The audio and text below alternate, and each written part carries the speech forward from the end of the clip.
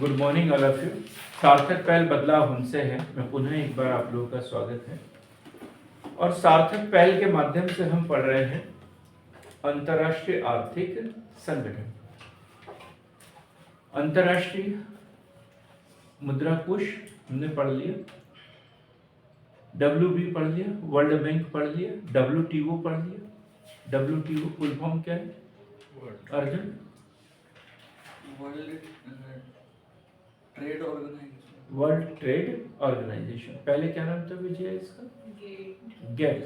क्या था वो? GATT general association, general agreement, एस का agreement of tariff and trade. Tariff and trade, general agreement on tariff and trade, GATT. उससे पहले ITO, इंटरनेशनल ट्रेड ऑर्गेनाइजेशन, 1947 में इस नाम से इस पे विचार किया गया कि ऐसा कोई संगठन हमें बनाना चाहिए। और फिर कौन सा बना? गेट के नाम से 1948 में इसकी स्थापना हुई। और मुख्यालय कहाँ रखा था? जेनेवा, स्विट्जरलैंड की राजधानी जेनेवा में। लेकिन इसका कोई संविधान नहीं था और बार बार इसके नियमों का उल्लंघन हो जाता था। तो स्थायित्व प्रदान करने के लिए जो गेट की 8वें दौर की वार्ता थी, उरुग्वे राउंड जिसे कहते हैं, और उसमें डंकल प्रस्ताव,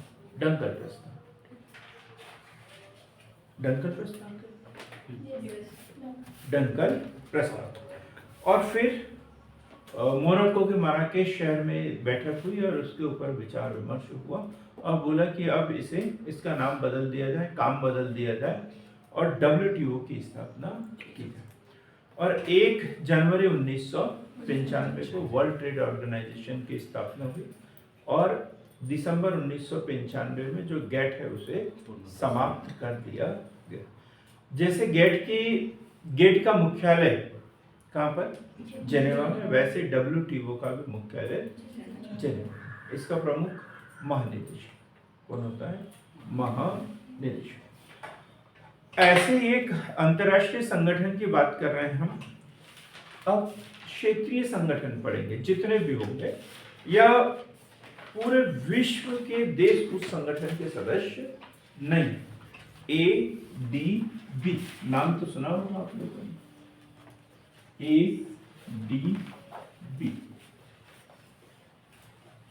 ADB एशियन डेवलपमेंट बैंक है। ये सिलेबस में हाँ, दोनों में है, प्री में भी है, मेंस में भी है।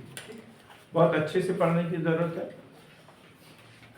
ADB Asian development bank, Hindi में एशियाई विकास बैंक। एशियाई विकास बैंक, एशियाई विकास बैंक, ADB। सबसे पहले 1956 में जापान के वित्त मंत्री हिसातो इचिमावा, 1956 विचार किसके मन में आया कि ऐसा कोई संगठन होना चाहिए?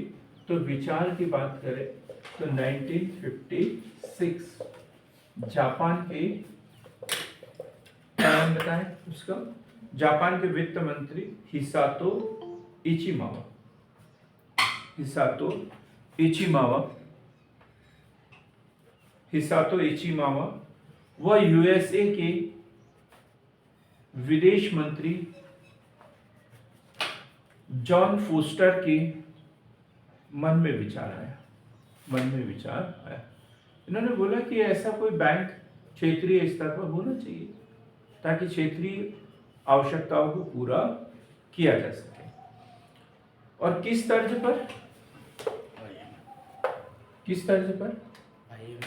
नहीं, WB की तर्ज पर। अब जैसे अमरदीप ने उत्तर दिया IMF की तर्ज पर और मैंने बोला WB की तर्ज पर। दोनों में अंतर क्या है? सर दोनों की स्थापना एक साथ हुई थी, लेकिन मैं तो अंतर की बात कर रहा हूँ। सर IMF भुगतान संतुलन के इसमें था। हाँ, और WB दीर्घकालीन ऋणों की हाँ, व्यवस्था। आप बोलिए।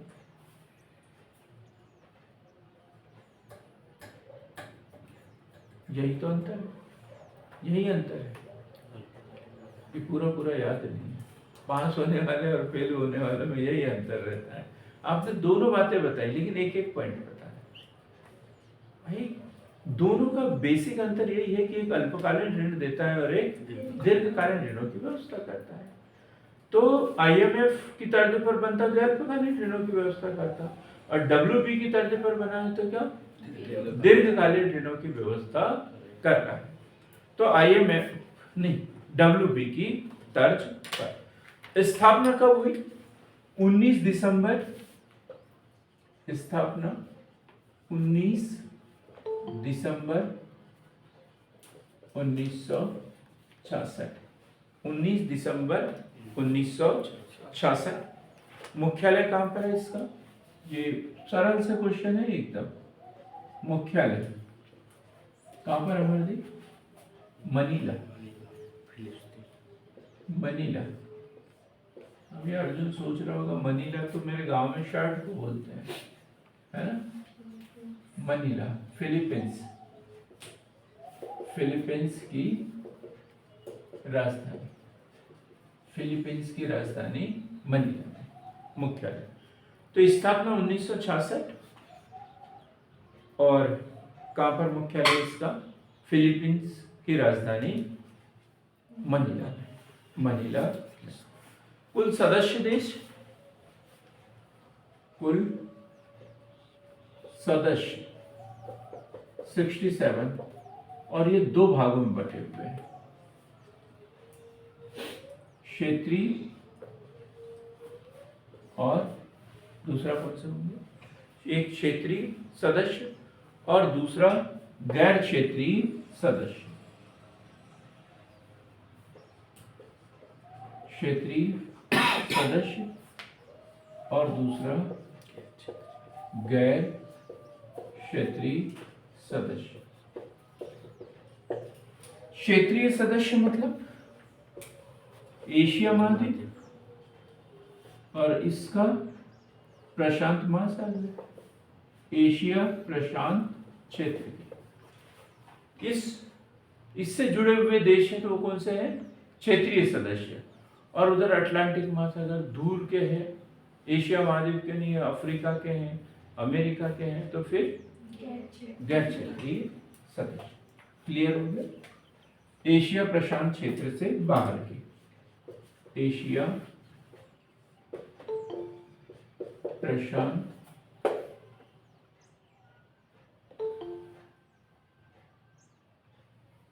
एशिया प्रशांत क्षेत्र के बाहर के सदस्य, बाहर के सदस्य।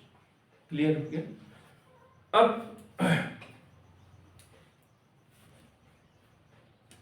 पर्यवेक्षक, पर्यवेक्षक तो वो है यूएनओ, मतलब ये यूएनओ का एक अभिकरण बन चुका है। तो संयुक्त राष्ट्र संघ जो है इसका पर्यवेक्षक सदस्य है, पर्यवेक्षक सदस्य है।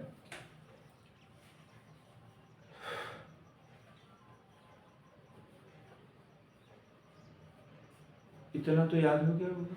एडीबी की स्थापना 19 दिसंबर 1966, मुख्यालय मनीला में, कुल सदस्य 67 है, क्षेत्रीय सदस्य और कुछ गैर क्षेत्रीय सदस्य। ठीक, और डब्ल्यूबी की तर्ज पर काम करता है, दीर्घकालीन ऋणों की व्यवस्था करता है, और संयुक्त राष्ट्र संघ भी इसका पर्यवेक्षक सदस्य है, पर्यवेक्षक सदस्य है।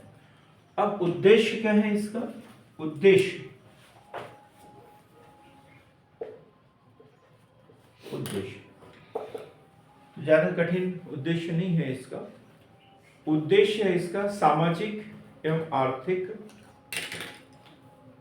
विलय, सामाजिक व आर्थिक विकास, सामाजिक व आर्थिक विकास। क्या अंतर है सामाजिक विकास और आर्थिक विकास में?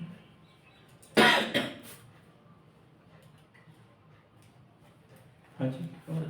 सामाजिक का मतलब सभी लोगों का समान रूप से विकास, आर्थिक मतलब उद्योगों के आधार पर उनकी प्रतियोगिता। हाँ जी प्रिया, सामाजिक और आर्थिक विकास। हाँ। पैसे कमाना आर्थिक विकास है, लेकिन उस पैसे का उपयोग कैसे करना चाहिए ये सामाजिक विकास है। उससे हम पौवा भी पी सकते हैं, जुआ सट्टा भी खेल सकते हैं, और कई गलत तरीके से उसका इस्तेमाल कर सकते हैं। बात समझ में? तो आर्थिक व सामाजिक विकास, किसी देश का आर्थिक विकास हो सकता है, बहुत अधिक पैसा उस देश में हो सकता है, लेकिन वहां पर असमानता हो तो सामाजिक विकास नहीं हुआ। आर्थिक असमानता भी सामाजिक विकास में बाधा है, समानता तो होना चाहिए उसको।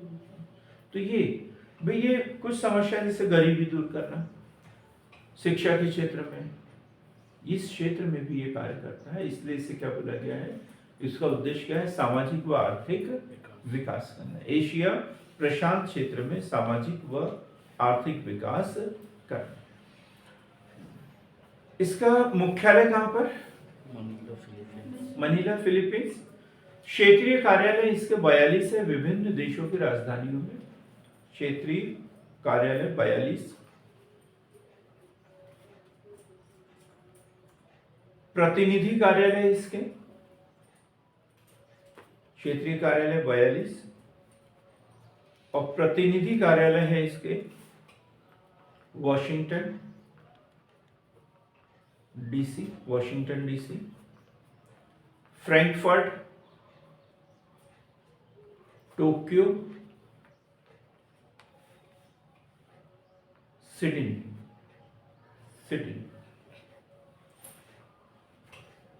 अब संरचना देखते हैं इसकी। संरचना तो दो महत्वपूर्ण संगठन इसमें, बोर्ड ऑफ गवर्नर्स और board of directors. Board of governors और board of directors. Board of directors, board of governors और board of directors. Board of governors प्रत्येक देश का एक प्रतिनिधि, प्रत्येक देश का एक प्रतिनिधि इसका सदस्य होगा।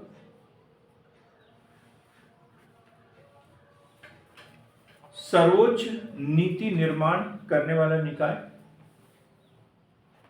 सर्वोच्च नीति निर्माण करने वाला निकाय। और बैंक के अध्यक्ष का चुनाव यही निकाय करता है, बैंक के अध्यक्ष का चुनाव, बैंक के अध्यक्ष का चुनाव। क्लियर हो गया? बोर्ड ऑफ गवर्नर, जितने भी सदस्य देश हैं सभी देश अपना एक एक प्रतिनिधि यहाँ पर भेजते हैं, और ये प्रतिनिधि मिलकर अध्यक्ष का चुनाव करते हैं, और उसके बाद में जो भी इनको नीति निर्माण करना है, जो अगले जो भावी जो भी योजना होगी वो कौन बनाता है? बोर्ड ऑफ गवर्नर्स बनाते हैं। क्लियर हो गया एकदम? फिर दूसरा क्या बताया? Board of director. Board of director मतलब नीति निर्माण करने वाला तो हो गया, व्यवस्थापिका तो हो गया बोर्ड ऑफ गवर्नर। अब कार्यपालिका जो दिन रात के काम देखेंगे, जो नियम बना दिए उसको लागू करना है। किसी ने लोन मांगा है तो देना है, नहीं देना है, देना है तो काम से व्यवस्था करना है, ये सबके लिए बोर्ड ऑफ डायरेक्टर। जैसे इसके सदस्य कितने प्रकार के हैं हिमलेता? तीन प्रकार के। कौन कौन से? एक तो क्षेत्रीय, हाँ, और एक प्रतिनिधि सदस्य, और एक राज्य सदस्य। आप जो बोल रहे हो वो सुन नहीं रहे हो आप कि मैं क्या बोल रही हूँ। नहीं तो ऐसा बोलते नहीं, इतना बुरा तो नहीं बोलते आप। जो बोल रहे हो उसे खुद ही नहीं सुन पा रहे हैं कि मैं, कभी कभी ऐसा होता है ना कि अपन जो बोल रहे होते हैं अपने को पता नहीं होता कि मैं प्रतिनिधि सदस्य ये कहाँ से हो गया। हाँ?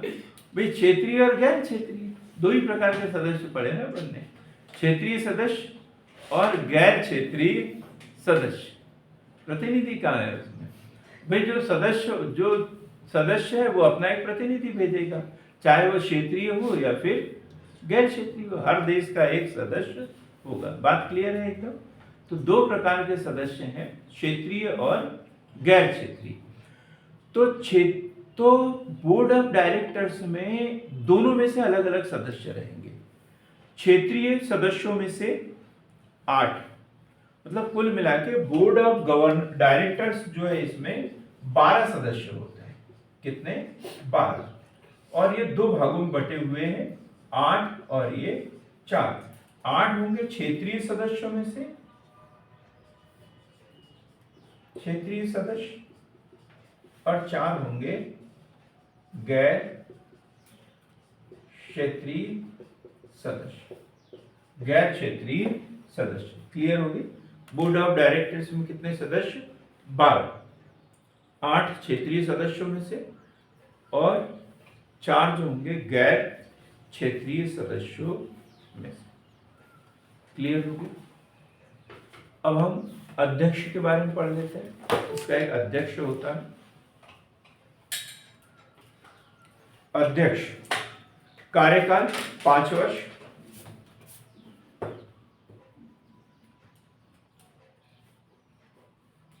कविता आप बताएं कौन करता है चुनाव इसका?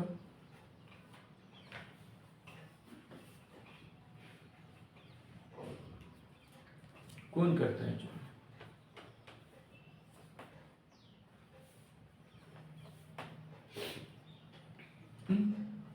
नहीं पता? आप यहीं बैठे हो? हाँ?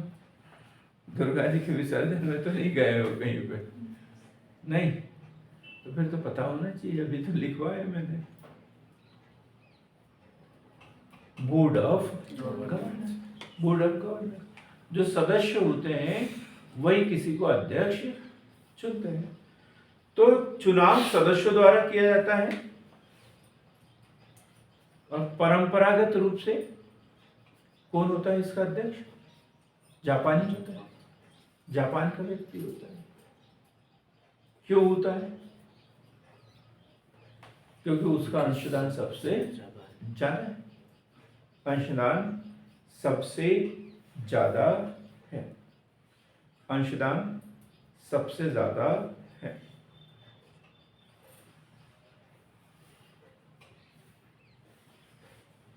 कितना है जापान का शेयर में? जापान का शेयर 15.3%। 15.3%। क्लियर? अध्यक्ष कार्यकाल कितना होता है? 5 वर्ष। किस अधिकांशतः कौन बनता है? ये जापान। क्यों बनता है? क्योंकि उसका अंशदान सबसे ज्यादा है। कौन चुनता है इनको? बोर्ड ऑफ गवर्नर्स या सदस्य देश मिलकर इसको चुनते हैं। और शेयर देखिए हम तो जैसे चाइना का है 6.42। भारत 6.317। 6.317। और ऑस्ट्रेलिया है 5.77। 5.77%। प्रथम अध्यक्ष कौन थे इसके? किसी को पता है क्या?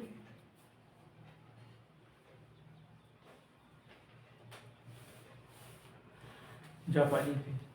जापान के वही वित्त मंत्री थे ना, ताकोहिको नकाओ। जापान के थे ताकोहिको नकाओ। पीएम, जापान के जो पीएम थे वो होते हैं ताकोहिको नकाओ थे पहले। वर्तमान में 10वें अध्यक्ष के रूप में जापान के पीएम मात्सुरू असाकावा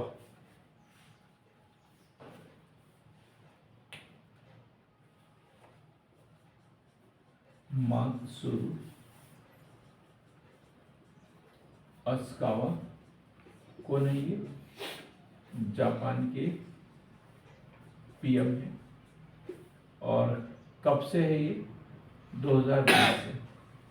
2020 से। तो स्वाभाविक है 2025 तक रहेंगे। उनका कार्यकाल शुरू हुआ है 17 जनवरी 2020 से। नंबर के आधार पर कौन से बताया था मैंने? 10वें नंबर के आधार पर 10वें।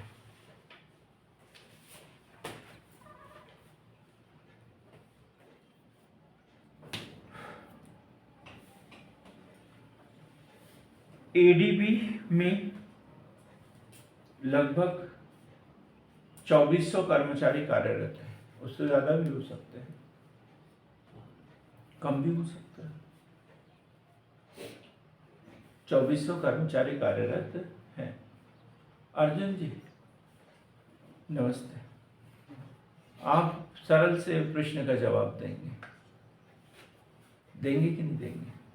पक्कों में सबसे ज्यादा कर्मचारी इसमें किस देश के होंगे? जापान के। मुझे पता था आप ऐसे ही बोलोगे। अमरदीप को हंसी आ रही है। बोलेंगे कि अधिकारी तो कम होते हैं और चतुर्थ वर्ग कर्मचारी, तृतीय वर्ग कर्मचारी ये ज्यादा होते हैं, है ना? और ये किस देश के होते हैं? उसी देश के होते हैं। उसी देश के होते हैं। तो किस देश के होंगे? फिलीपींस के होंगे। 50% से ज्यादा कर्मचारी किस देश के हैं? फिलीपींस के हैं, क्योंकि फिलीपींस में ही मुख्यालय है ना इसका, है। तो अध्यक्ष, उपाध्यक्ष, ये वो बड़े जो पद है वो जापान के हो सकते हैं या अन्य देशों के हो सकते हैं। बाकी जितने कर्मचारी है वो सब कहाँ के होंगे? लोकल के होंगे। क्लियर एकदम? तो क्या लिखा? एडीबी के मुख्यालय में 2400 कर्मचारी कार्यरत हैं, जिनमें से आधे से अधिक कर्मचारी फिलीपींस देश के हैं। फिलीपींस देश के हैं। यहाँ के जो ऋण है एडीबी के ऋण, एडीबी के ऋण, कुछ लोगों को अभी तक एडीबी नहीं मालूम। हाँ बताइए, एडीबी क्या है? Asian development bank. तो दो प्रकार के ऋण देता है ये, एक एडीबी और दूसरा एडीएफ।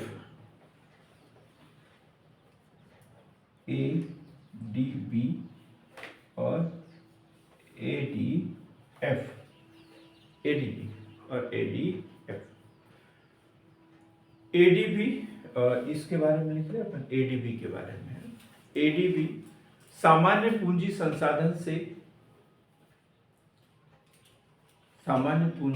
संसाधन से व्यापारिक शर्तों पर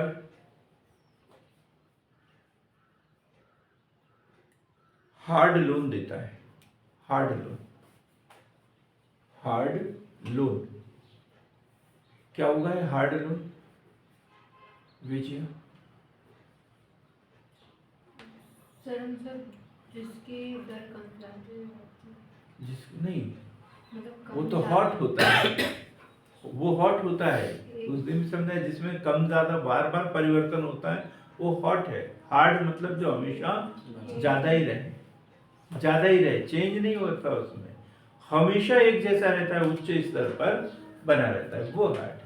और सॉफ्ट जिसके हमेशा कम रहती है। तो ये कैसे ऋण देता है रानी? हार्ड ऋण कैसे ऋण होते हैं? हार्ड ऊंची ब्याज दर पर। बस ये समझना, जिसकी ब्याज दर बहुत ज्यादा होती है। अब देखो व्यापारिक शर्तों पर दे रहे हैं, तो व्यापारिक शर्तों पर दे रहे हैं तो ब्याज दर ज्यादा होगी। क्लियर है एकदम? तो जो एडीबी सामान्य पूंजी संसाधन मतलब जो धन उसके पास में है से व्यापारिक शर्तों पर हार्ड लोन देता है। और फिर क्या लिखा आपने? एशियन डेवलपमेंट फंड से रियायती दरों पर एडीएफ में लिखेंगे। एडीएफ में लिखना है। हाँ, एडीएफ में रियायती दरों पर सॉफ्ट लोन देता है। अब ये एशियाई देशों को ही मिलेंगे, ठीक है, क्योंकि उनके लिए जो फंड निर्धारित कर दिया है उसी में से दिया जा रहा है।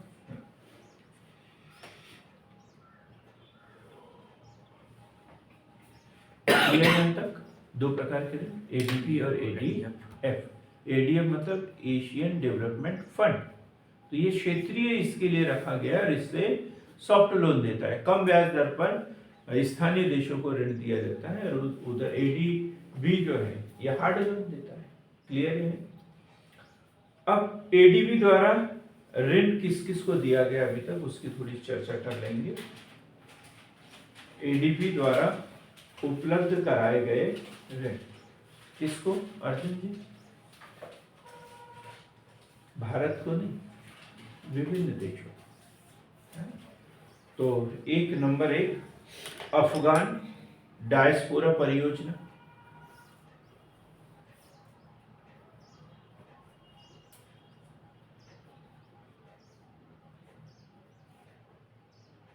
दूसरा थाईलैंड में दक्ष श्रमिकों के लिए उताह स्टेट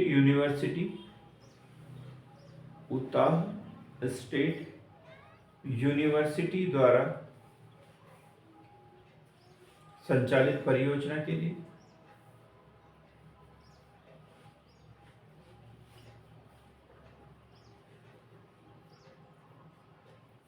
इंडोनेशिया में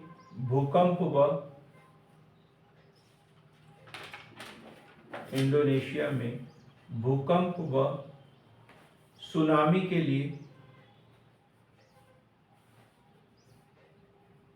आपातकालीन सहायक परियोजना,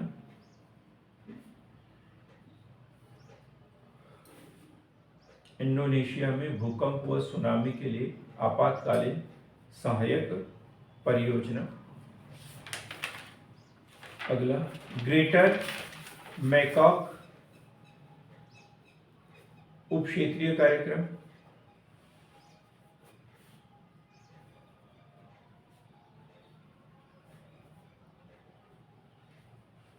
मैकांग जो नदी है उसकी बात कर रहे हैं, ग्रेटर मैकांग चाइना की। अगला फिलीपींस में नगरीय भीड़ उन्मूलन हेतु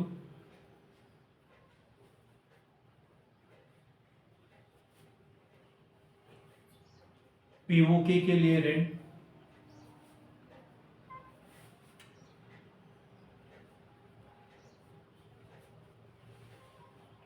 भारत व पाक के लिए निजी संस्थाओं को सूक्ष्म वित्त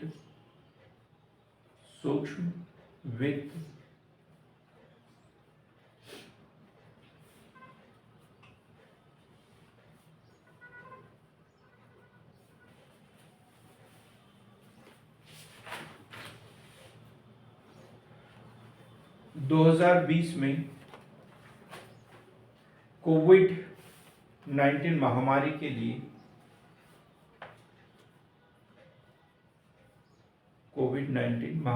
लिए एशिया प्रशांत आपदा प्रतिक्रिया कोष, एशिया प्रशांत आपदा प्रतिक्रिया कोष 2 मिलियन अमेरिकी डॉलर।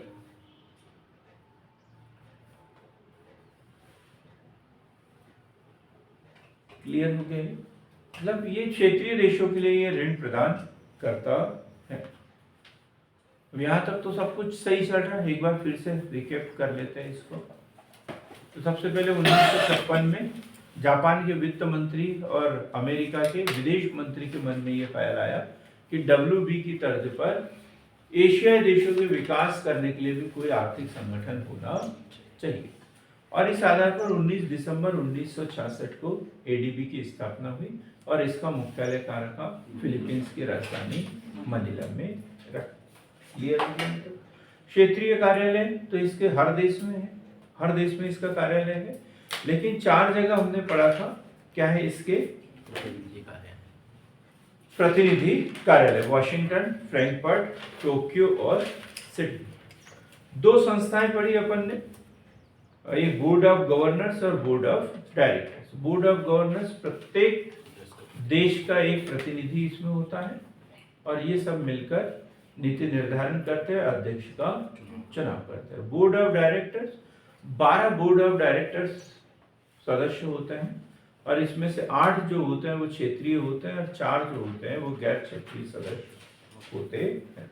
अध्यक्ष का कार्यकाल 5 वर्ष होता है।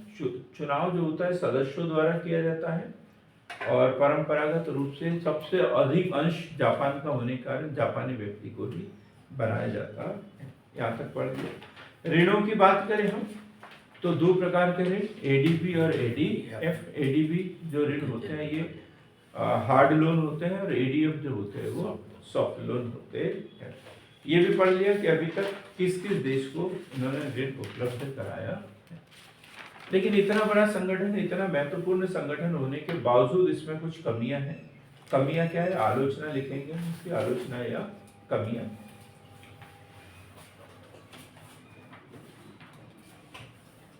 ADB में शुरुआत से ही पहली कमी, ADB में शुरुआत से ही जापान व USA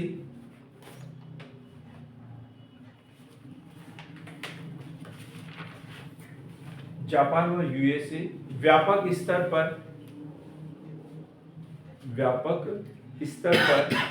ऋण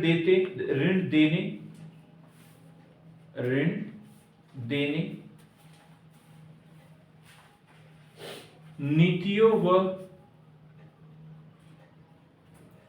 कर्मचारियों की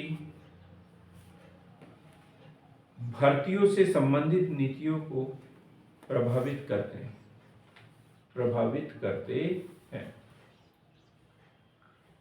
अब सरल सा क्वेश्चन है, सबसे अधिक अंशदान किसका है? जापान का। दूसरे नंबर पर किसका है? चाइना। दूसरे नंबर पर वैसे अमेरिका का है और तीसरे नंबर पर चाइना का। वर्तमान जो आंकड़ा है वो बता रहा हूं मैं। पहले नंबर पे अमेरिका, पहले नंबर पे जापान, दूसरे नंबर पे अमेरिका और तीसरे नंबर पे चाइना और चौथा नंबर आता है भारत। चौथा नंबर भारत का। तो जिसका सबसे ज्यादा अंशदान होगा वो लोग क्या करेंगे? इसको प्रभावित करेंगे। तो जापान और अमेरिका का हर मामले में ज्यादा दखल अंदाजी रहती है, चाहे नीति निर्माण करने से संबंधित हो या ऋण देने से संबंधित हो, कर्मचारियों की भर्ती करने से संबंधित हो, इनका ज्यादा हस्तक्षेप रहता है। दूसरा, ऑस्ट्रेलिया स्थानीय समुदाय के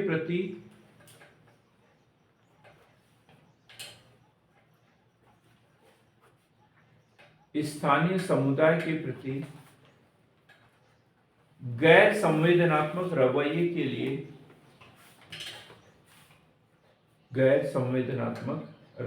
के लिए ADB की आलोचना की जाती है। ADB की आलोचना की जाती है। अब देखो ऑस्ट्रेलिया, अब देखो दो एक तो ये हो गया, मैप में देखते हैं तो एक ये एशियाई देश हो गए और ऑस्ट्रेलिया आ गया इसमें। एशिया पैसिफिक की बात कर रहे हैं ना। तो ऑस्ट्रेलिया जो है, जो छोटे छोटे देश है उसके आसपास के, इसके साथ में उतना अच्छा व्यवहार नहीं करता, ये शिकायत आती है छोटे छोटे देशों के साथ में। अगला लिखेंगे, यह भी आलोचना की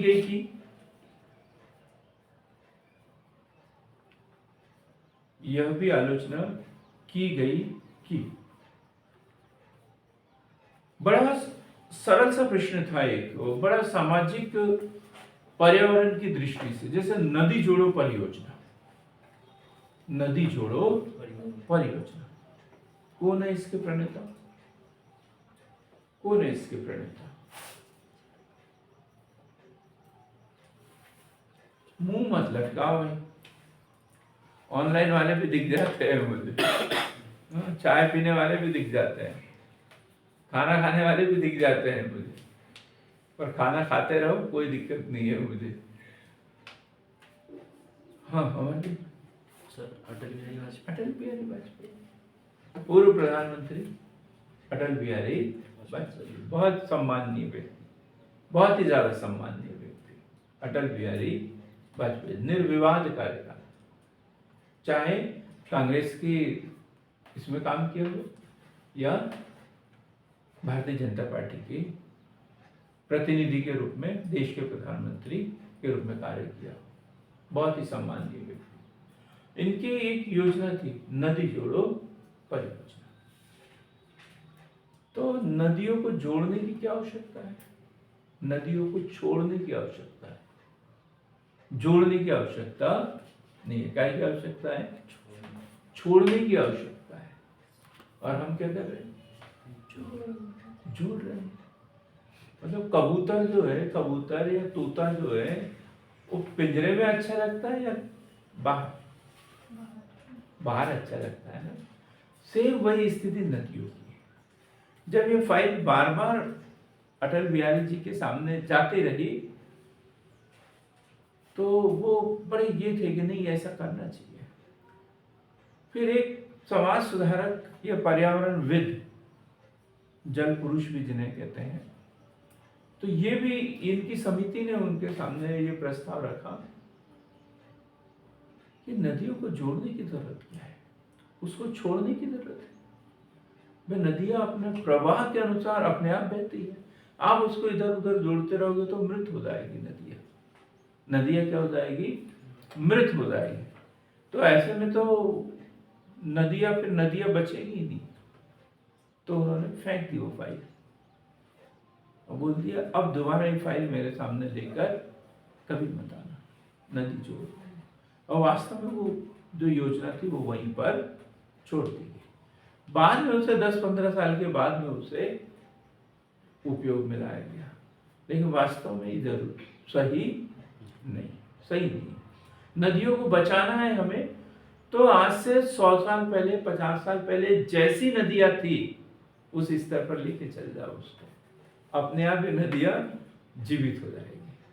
हमने क्या किया? उसको जोड़ तोड़ के, फोड़ के, मोड़ के, सब उसके नदियों का रूप ही बदल दिया था। वो जीवित ही नहीं है, वो मृत प्राय हो गई है।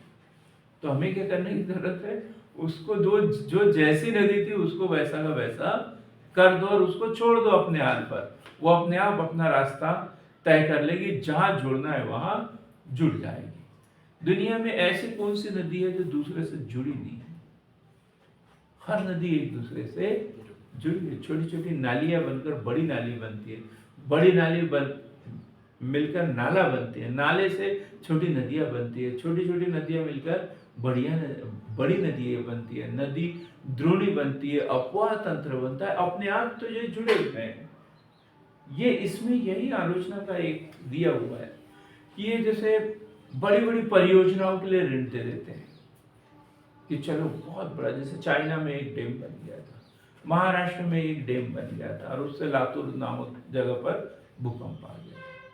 भाई ये क्या करते हैं? एक तरीके से प्रकृति को अनबैलेंस कर देते हैं, अनबैलेंस कर देते हैं। इस आधार पर भी इसकी आलोचना की गई है, लिखेंगे इसे। यह भी आलोचना की गई कि एडीबी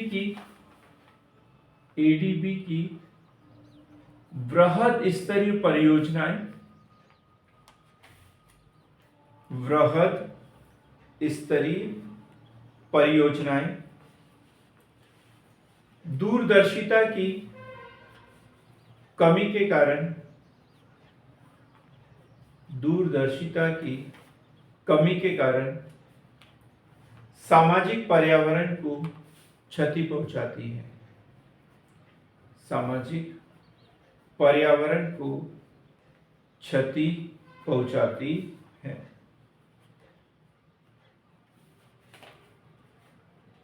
अगला लिखेंगे, अन्न संकट के संबंध में, अन्य नहीं बोला मैंने, क्या बोला, अन्न, अन्न यानी क्या होता है, खाद्यान्न, अनाज। आपने अन्य लिख दिया होगा, मुझे पता था सुनने वाले कुछ भी सुन लेते हैं, क्योंकि सुनने वाले वो नहीं सुनते जो मैं बोलना चाहता हूँ, सुनने वाले वो सुनते हैं जो वो सुनना चाहते हैं। अक्सर दुनिया की यही रीत है, जो मैं बोलना चाहता हूँ वो थोड़ी सुनना चाहते हैं, वो सुनना चाहते हैं, वो सुनते हैं जो सुनना चाहते हैं। तो अन्न या अनाज है ना, संकट के संबंध में इसकी भूमिका वो औचित्य पर भी निंदा की जाती है। क्यों की जाती है?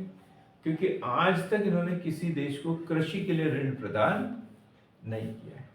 कृषि के लिए ऋण प्रदान करना चाहिए। अब पढ़ लेते एडीबी और भारत, एशियाई विकास बैंक और भारत। तो पहली शर्त क्या होगी, पहला सेंटेंस क्या लिखेंगे प्रिया? भारत सदस्य है। भारत इसका सदस्य है। कैसा सदस्य है? हाँ?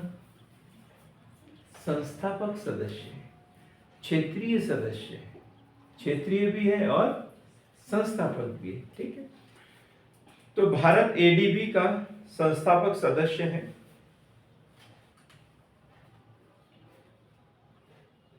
भारत वर्तमान में जापान, अमेरिका, चीन के बाद चौथा सबसे बड़ा शेयरधारक देश है। चौथा सबसे बड़ा शेयरधारक देश है।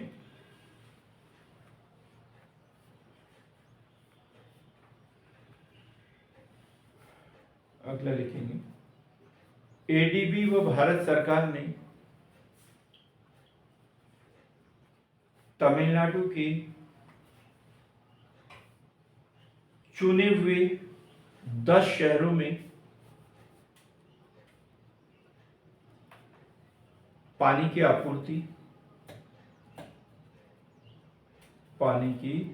आपूर्ति व बुनियादी ढांचे को विकसित करने के लिए $206 मिलियन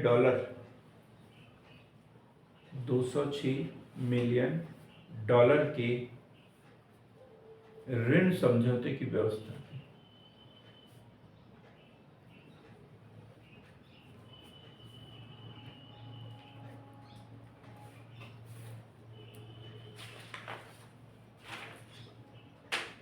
और ढेर सारी बातें इसमें आते रहेगी, हम लिखते रहेंगे। जो महत्वपूर्ण बातें थी एडीबी के बारे में वो हमने पढ़ लिया। ठीक, एडीबी की स्थापना 19 दिसंबर 1966, मुख्यालय कहाँ पर? मनीला, फिलीपींस की राजधानी। अध्यक्ष कौन होता है इसका? जापान का। ये 2-3 बातें हमें। क्षेत्रीय सदस्य कितने हैं इसके? डायरेक्टर्स हैं 8 और गैर क्षेत्रीय 4। टोटल कितने सदस्य हैं इसके? 67। इसमें से क्षेत्रीय सदस्य लिख लेंगे 49 है और गैर क्षेत्रीय सदस्य, गैर क्षेत्रीय सदस्य 19। गैर क्षेत्रीय सदस्य कितने हैं? 19। 68 हो गए, क्योंकि 68 सदस्य हम उसको बोलेंगे क्योंकि पर्यवेक्षक सदस्य है इसका यूएनओ भी इसका सदस्य है। तो कुल सदस्य 68 कर दो। हाँ, कुल सदस्य 68 भी कर सकते हो, 67 भी कर सकते हैं, कोई उसमें मैं नहीं। हमने लिखवाया ना, पर्यवेक्षक सदस्य के रूप में किसको, UNO। कल जो पढ़ेंगे अब उसकी भी बात कर लेते हैं।